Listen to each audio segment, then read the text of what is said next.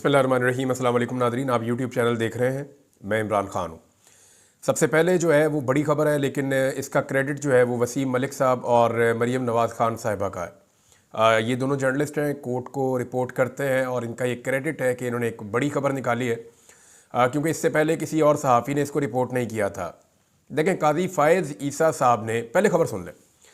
इन्होंने ये बताया कि वो जो 6 जजेस हैं इस्लामाबाद हाई कोर्ट के, उन 6 जजेस को भी मुलाकात के लिए बुलवाया गया और उन्होंने मुलाकात की है जस्टिस याया अफरीदी से, जब वो चीफ़ जस्टिस ऑफ पाकिस्तान बने हैं। अब इस्लामाबाद हाई कोर्ट के वो 6 जजेस वो हैं जिन्होंने सुप्रीम कोर्ट ऑफ पाकिस्तान को ख़त लिखकर सुप्रीम कोर्ट ऑफ पाकिस्तान से डायरेक्शन मांगी थी कि हमें बताया जाए कि हमारे ऊपर जो रियासती इदारे दबाव डाल रहे हैं या एजेंसियों की जो मुदाखलत हो रही है और जो जुल्म और ज़्यादती हो रही है उस पर किस तरीके से रिएक्ट करना है या क्या करना है, उन्होंने डायरेक्शन मांगी थी। तो इस मामले में काजी फ़ायज़ ईसा साहब ने, पब्लिक का प्रेशर बहुत आया, वकला का प्रेशर आया, तो काजी साहब ने थोड़ा सा जो है वो मामला उठा के फिर दबा दिया था। काजी साहब ने अपने जजेस को बेयारो मददगार छोड़ दिया, लेकिन वो जजेस जो है वो डट कर खड़े रहे और इंसाफ के लिए अपना काम करते रहे। हुकूमत ने ऐसी बहुत कोशिश की, उन जजेस के ऊपर इल्ज़ामात लगाए गए, उन जजेस के ख़िलाफ़ स्कैंडल्स निकाले गए, सोशल मीडिया के ऊपर उनके खिलाफ तौहीन आमेज़ कंपेन्स चलाई गई। 2 जजेस को बहुत ज़्यादा टारगेट किया गया, एक जस्टिस तारिक महमूद जहांगीरी साहब को और एक टारगेट किया गया था जस्टिस बाबर सत्तार साहब को। तो ये जो दोनों मुअज़्ज़िज़ जज साहिबान हैं, इन दोनों को ज़्यादा टारगेट किया गया। लेकिन ये मामला भी अभी वहीं पे अदालत में लगा हुआ है, तौहीन अदालत का, और इसको भी जज साहिबान वहाँ पे सुन रहे हैं इस्लामाबाद हाई कोर्ट में। तो जस्टिस याया अफरीदी साहब ने इनको बुलाया और बुला के इनसे मुलाकात की। ये बड़ी डेवलपमेंट है। अपने हलफ होने वाले दिन ही वो रिपोर्ट कर रहे हैं कि जिस दिन उन्होंने हलफ उठाया उसी दिन इनसे मुलाकात की। ये छोटी बात नहीं है। काजी फ़ायज़ ईसा साहब ने इन जजेस को तनहा छोड़ दिया था, इन्हें इस्टेब्लिशमेंट और इदारों के सामने फेंक दिया था कि ठीक है, वो जो सलूक आपके साथ करते हैं फिर आप खुद ही निमट लें। लेकिन यहाँ पे चीफ जस्टिस ऑफ पाकिस्तान ने अगर इनसे एक मुलाकात की है तो इससे एक अच्छा जेस्चर तो है। अब देखते हैं इस मुलाकात के नताइज क्या होते हैं। क्या ये केस बाकायदा चलता है? क्या सुप्रीम कोर्ट ऑफ पाकिस्तान कोई डायरेक्शन जारी करती है? क्या जजेस के तहफ़्फ़ुज़ के लिए या अदलिया अपनी स्पेस को रीगेन करने के लिए कुछ इक़दाम उठाती है, या सिर्फ ये खबर की हद तक है? बहरहाल ये खबर आ गई है और एक अच्छी खबर है। यानी मैं ये देखूं कि अदलिया के हवाले से तो इसको बेहतर खबर कहा जा सकता है, मगर हुकूमत का दिल नहीं भर रहा। हुकूमत को इस बात का आइडिया हो गया है कि जो चीफ जस्टिस हमने लगाया तो हमने खुद है, लेकिन उससे भी हमारा मकसद हासिल नहीं हुआ।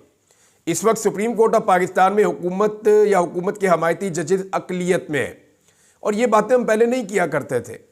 पहले पता होता था कि जजेस इंसाफ के साथ जाएंगे, लेकिन काजी फ़ायज़ ईसा साहब ने इतनी गंदी डिवीजन पैदा की सुप्रीम कोर्ट ऑफ पाकिस्तान में, उन्होंने इंसाफ पसंद जजों को अलग करके हुकूमत का पूरा एक कैंप कायम कर दिया। नून लीग अक्सर ये करती है, जुडिशरी को कंट्रोल करना इनकी पुरानी ख्वाहिश है।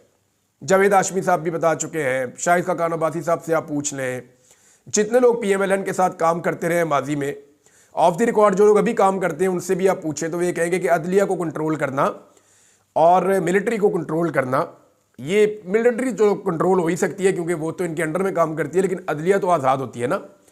तो अदलिया को कंट्रोल करना नून लीग की एक पुरानी ख्वाहिश है और वो उसको पूरा करने की हमेशा कोशिश करते रहते हैं। अब इस ख्वाहिश की तकमील के लिए उन्होंने एक नया काम किया है। अच्छा, 2 काम किए आज हुकूमत ने और दोनों बहुत अजीब किए।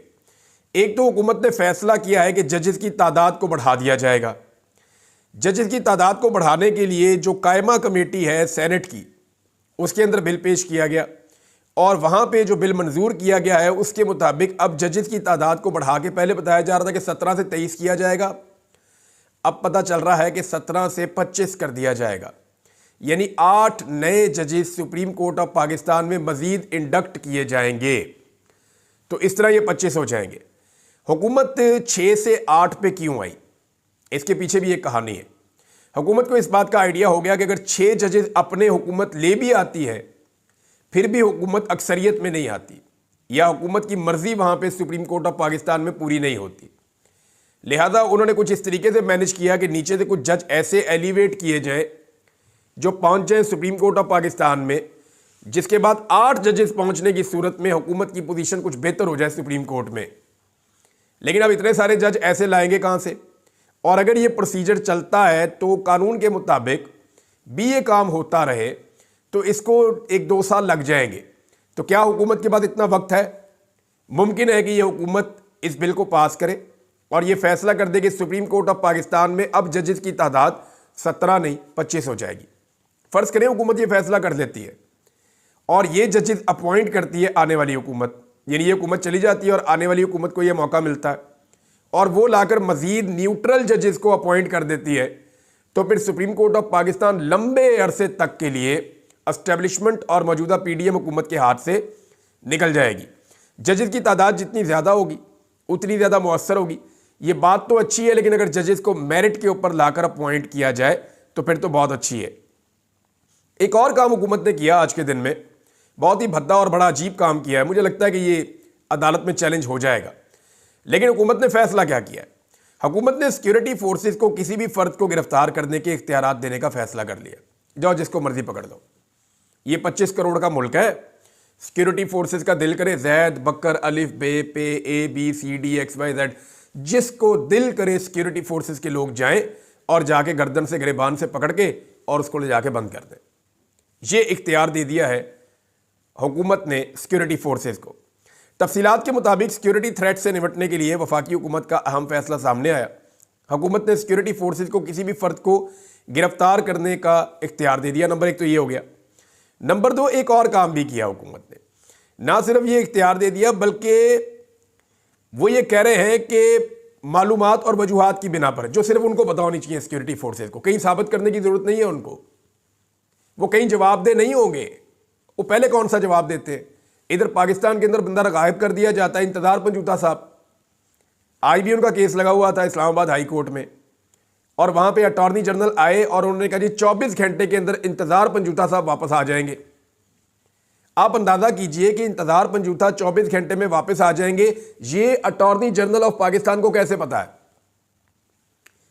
देखिए, अटॉर्नी जनरल ऑफ पाकिस्तान जो है, मैं इनको पहले से भी जानता हूं और ये बेहतर आदमी, मैं इनको बहुत समझता था, लेकिन इन्होंने अपने आप को बहुत ज्यादा कंप्रोमाइज कर दिया। या पता नहीं क्या मजबूरी है कि वो इस लेवल तक आ गए हैं। यानी ये बड़ा मायूब है और बड़ी अजीब चीज़ है जो उन्होंने आज वहाँ पे इस्लामाबाद हाई कोर्ट में कही कि जी जो बंदा लापता है जबरी तौर पे, जिसको अगवा किया गया है, वो बंदा 24 घंटे में वापस आ जाएगा। इसका मतलब है आप जानते हैं किसने अगवा किया और वो कहाँ मौजूद है। और अदालतें भी देखें हमारी, जब बंदा वापस आ जाता है तो उसके बाद पूछता ही कोई नहीं है। हालांकि काम तो तब शुरू होना चाहिए कि जब बंदा वापस आ जाए तो उसको अदालत में खड़ा करके पूछे कि हाँ भाई बताओ तुम्हें कौन ले गया था, आओ इसकी इंक्वायरी करते हैं, हम देखते हैं, तुम बताओ तुम किन हालात में तुम्हें रखा गया, किस किस जगह पे जो है वो तुम्हें रखा गया, किस तरह का तुम पर टॉर्चर हुआ, तुमसे डिमांड्स क्या की गई और तुमसे वीडियोस किस तरह की बनवाई गई। ये सारी चीज़ें बाद में अदालत को पूछनी चाहिए। लेकिन जैसे ही बंदा वापस आता है अदालत कहती है जी शुक्र करो अल्लाह का, जाओ नवाफिल पढ़ो, बात खत्म। ये इंसाफ तो ना हुआ ना। एक आदमी को जो है वो पिछले 3 हफ्ते से ज़्यादा हो गए, 3.5 हफ्ते हो गए, इंतजार पंजूता साहब गायब है। अब उनके मामले में जब कल वो बाजियाब हो जाएंगे, फर्ज करें कल वो हो जाते हैं अटॉर्नी जनरल के मुताबिक, और Islamabad high court case dispose of कर देगी, कोई बुलाकर इंतजार पंजूता से नहीं पूछेगा भाई आप कहाँ थे, आपके साथ क्या जुल्म हुआ, आपको किस जगह पे रखा, कौन सा इदारा या एजेंसी आपको उठाकर देकर गई थी, आपसे डिमांड्स क्या की जा रही थी, आपकी कैद किस नौयत की थी, ये बातें कोई नहीं पूछेगा। तो फिर इंसाफ कैसे होगा? जब तक आप ये बातें नहीं पूछेंगे तब तक अगला बंदा अगवा होता रहेगा। बल्कि अब तो अगवा करने की बदनामी बहुत हो रही है, नया काम ढूंढ लिया कि 3 महीने तक उस बंदे को जैसे मर्जी जहां मर्जी रखें। यानी निज़ाम को यह छूट दे दी गई है इस हुकूमत की जानिब से कि सिक्योरिटी फोर्सेस जिसको मर्जी उठाएं। मिसाल के तौर पर एक बंदा पसंद नहीं है, कोई वकील रहनुमा है या कोई और है जो बात कर रहा है नहीं पसंद, उठाओ, उठाकर जेल में डाल दो। मैं ये वीलॉग्स करता हूं, मैं खबरें देता हूं या उसके ऊपर तज्जिया करता हूं। मैं नहीं पसंद, मुझे उठाएं, उठा के बंद कर दें सिक्योरिटी फोर्सेस, वो कहें जी हमारे पास इसके खिलाफ सबूत है। अब 3 महीने तक तो कोई पूछ नहीं सकता। 3 महीने में मेरे पे दबाव डाला जाएगा, टॉर्चर किया जाएगा, जुल्म किया जाएगा, मेरी फैमिली को हरासा किया जाएगा, कोशिश की जाएगी कि इस आदमी को तोड़ दिया जाए और ये आदमी सरेंडर कर दे सिस्टम के सामने, और 3 महीने काफ़ी होते हैं। यानी ये हुकूमत ने इस लेवल का भी एक कानून पास कर दिया। ये इंसानी हुकूक की खिलाफ वर्जी है, ये बुनियादी इंसानी हुकूक से मुतसादिम कानून है। जिसकी ये इजाज़त दे रहे हैं। बहरहाल मेरे ख्याल में ये मामला ख़त्म हो जाएगा और मेरे ख्याल में हाई कोर्ट्स के अंदर जब ये चैलेंज होगा या सुप्रीम कोर्ट में जाएगा तो ये कानून टिक नहीं पाएगा, ना इसके टिकने की कोई गुंजाइश मौजूद है, ये हो नहीं सकता। एक और खबर जो है वो भी अदालत से मुताल्लिक है, क्योंकि 26वीं आईनी तरमीम को जिस भोंडे अंदाज में मंजूर करवाया गया है उसमें एक शिक ये भी शामिल की गई है कि जिस सूबे के अंदर आईनी अदालत बनाई जाएगी उस सूबे की असेंबली उसको पहले इजाज़त देगी अक्सरियत के साथ, फिर वहाँ पे आईनी अदालत बनेगी। और अगर आईनी अदालत नहीं बनेगी तो आईनी नौयत के मुकदमात कहाँ जाएंगे, इसका जवाब ही नहीं है। तो इसमें ना 5 के करीब बड़ी गलतियां हैं। 26वीं आईनी तरमीम में 5 के करीब बड़ी गलतियां मौजूद हैं। उन गलतियों की बुनियाद पे ये सारा ड्राफ्ट उड़ सकता है, ये 26वीं आईनी तरमीम कलअदम हो सकती है। अब सिंध हाई कोर्ट के जो चीफ जस्टिस हैं उन्होंने नोटिस जारी कर दिया अटॉर्नी जनरल को और उन्होंने ये केस भी लगा दिया है। अब आईनी तरमीम अगर हाई कोर्ट उड़ा देती है तो ये अपनी नौयत का एक बड़ा इंपॉर्टेंट केस होगा। जितने भी लोग कोर्ट्स को कवर करते हैं वो इस खबर को बहुत अहमियत दे रहे हैं। मेरी इतनी समझ नहीं है कानून के अंदर, बाद औक़ात आप गलती भी कर जाते हैं, जैसे कि पिछले व्लॉग में मेरे से गलती हुई, स्लिप ऑफ टंग थी। मैं वो 10 अरब रुपए को 10 अरब डॉलर में बोलता रहा हूं, तो वो 10 अरब रुपए थे जो बोली दी गई थी PIA के लिए, तो उसकी ज़रा तस्हीफ फरमा लीजिएगा, मैं माजरत चाहता हूँ। और ये गलती पहली दफ़ा नहीं हुई, पहले भी इस तरह की छोटी मोटी मिस्टेक हो जाती है, आइंदा भी ये होती रहेगी, लेकिन जहाँ पे होगी वो मैं आपको बता दूंगा कि यहाँ पे ये प्रॉब्लम आ गया था। 10 अरब रुपए थे, वो 10 अरब डॉलर नहीं थे जो PIA की बोली गई, उसके हवाले से मैं आपको बता रहा हूँ। बहरहाल सिंध हाई कोर्ट के अंदर ये केस लग गया है और इतनी गलतियां 26वीं आईनी तरमीम में कि 27वीं तरमीम लाए बगैर 26वीं तरमीम चल ही नहीं सकती।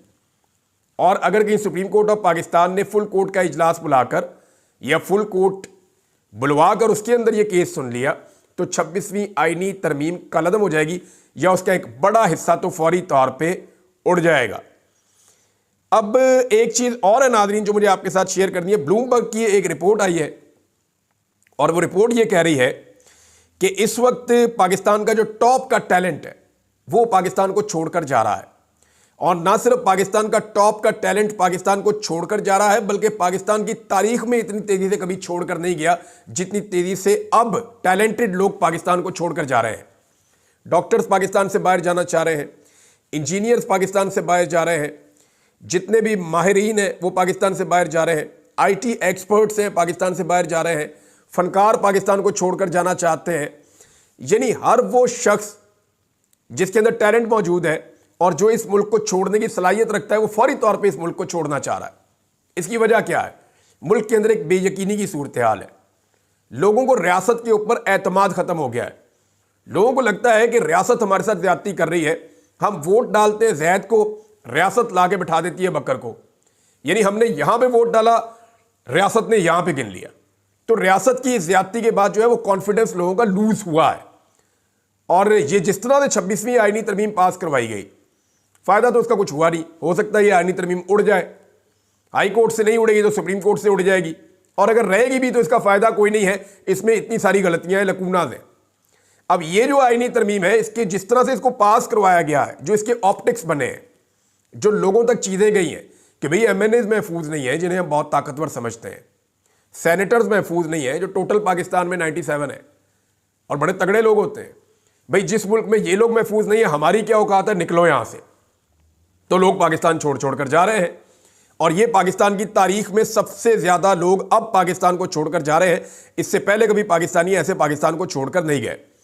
एक खबर जो है वो जुल्फी बुखारी साहब ने दी है और ये बड़ी इंपॉर्टेंट खबर है और ये फ्यूचर में आएगी खबर, लेकिन उन्होंने उसका हिंट दिया है। उन्होंने ये कहा कि ऑक्सफोर्ड यूनिवर्सिटी का जो इलेक्शन था चांसलर का, उसमें इमरान खान साहब हिस्सा नहीं ले सके क्योंकि उनकी नॉमिनेशन पेपर जो है वो एक्सेप्ट नहीं किए गए थे। उन्हें मौका नहीं दिया गया कि वो बतौर एक उम्मीदवार के वहाँ पे इलेक्शन लड़ सकें। इसमें जुल्फी बुखारी का कहना है कि बरतानवी अखबारात ने कुछ तहकीकात की हैं और कुछ ऐसे हकायक सामने आए हैं कि पूरी एक साजिश खुलेगी और पता चलेगा इस सारे खेल के पीछे कौन था और किस तरीके से दबाव डालकर और साजिश के तहत, एक मनसूबाबंदी के तहत इमरान खान साहब को ऑक्सफोर्ड के इलेक्शन से बाहर किया गया है। तो अगर ये खबर आती है तो ये एक बहुत बड़ी खबर होगी नाज़रीन। दूसरा, हुकूमत की कारकर्दगी में आपको बता देता हूँ। देखिए, फेडरल गवर्नमेंट है PMLN की और पंजाब में गवर्नमेंट है PMLN की। इनके पास दो जगहों पे हुकूमत है, एक वफाक में है और एक पंजाब में है। दोनों जगह पे पाकिस्तान खसारे में जा रहा है। ये इतना नकम्मा खानदान है, इन्होंने अपने कारोबार तो चमकाए हैं पूरी जिंदगी और अपने कारोबार को आगे से आगे बढ़ाया। मुझे शाकिर रवान साहब की एक बात याद आ गई, जर्नलिस्ट है बड़े अच्छे, हाल ही में उनको नौकरी से निकाला गया ऐसी बातें सोचने और करने की वजह से। उन्होंने कहा जी आज तक नवाज शरीफ के नाम पे या शहबाज शरीफ के नाम पे इनके खानदान ने कोई फैक्ट्री या कंपनी नहीं बनाई।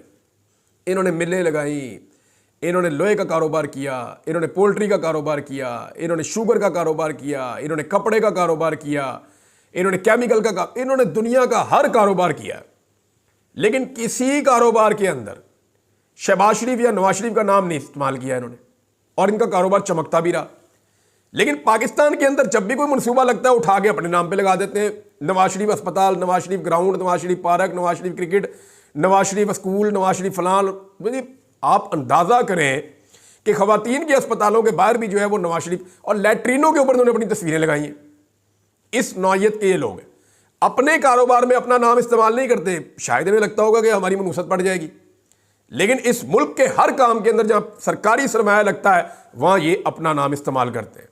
अभी हाल ही में वो नवाज शरीफ को कैंसर अस्पताल भी मरियम ने कहा जी हम बनाएंगे। बहरहाल नाम अपना इस्तेमाल करते हैं, पैसा जो है वो हमारा खर्च करते हैं। इनका बस चले तो ये पाकिस्तान के नोट के ऊपर अपनी तस्वीर छाप दें नवाज शरीफ साहब की, कि छाप दे और नोट दे होते भी मियाँ साहब की फोटो। जब मियाँ साहब कुछ भी नहीं थे ना तो शहबाज शरीफ साहब पंजाब में आटा बांटते थे, तो उस आटे की थैली के ऊपर भी नवाज शरीफ की फोटो चिपकाई हुई थी। तो मैंने पूछा जी सरकार का पैसा है, मैंने ये सवाल किया था कि सरकार का पैसा है, हमारी जेब से गया हुआ है, मियाँ साहब का फोटो इसके ऊपर क्यों चिपका हुआ है? उन्होंने कहा जी मियाँ साहब का विजन है। तो ये विजन जो है ये कहानी तब से चल रही है, कोई नई कहानी नहीं है, मैं आपको ये बता दूं।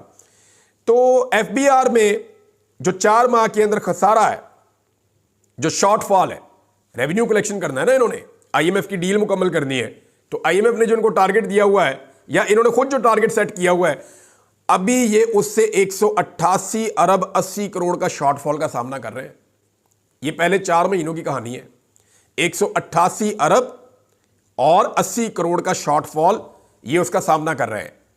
पाकिस्तान के 3 सूबों ने सरप्लस दिखाया, यानी पाकिस्तान के 3 सूबे ऐसे हैं जो खसारे में नहीं गए, सिर्फ एक सूबा खसारे में गया और वो पंजाब है। खैबर पख्तूनख्वा जो उसकी कारकर्दगी आप देखें 103 अरब रुपए वो सरप्लस है।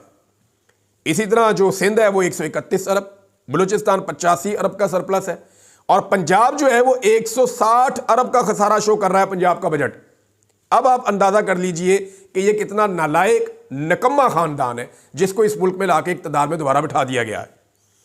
एक चीज़ मैं आपको और बता दूं, मुबारक ज़ेब साहब का भी इस्तकबाल हो गया उनके इलाके में, कुछ मुबैना तौर पे वीडियोस गर्दिश कर रही हैं, तफसीलात मज़ीद आएगी, मैं आपके साथ शेयर करूंगा, क्योंकि पाकिस्तान में इस्तकबाल का मौसम है, पाकिस्तान के बाहर भी इस्तकबाल का मौसम है और आजकल इस्तकबाल किया जा रहा है उन लोगों का जिन लोगों ने फस्तायत, जबर और जुल्म का बाजार गर्म किया, जिन लोगों ने लाकानूनियत को इस मुल्क में फैलाया, उनका इस्तकबाल किया जा रहा है। जो जुल्म और जालिम के साथी हैं उनका भी अवाम की जानिब से इस्तकबाल किया जा रहा है।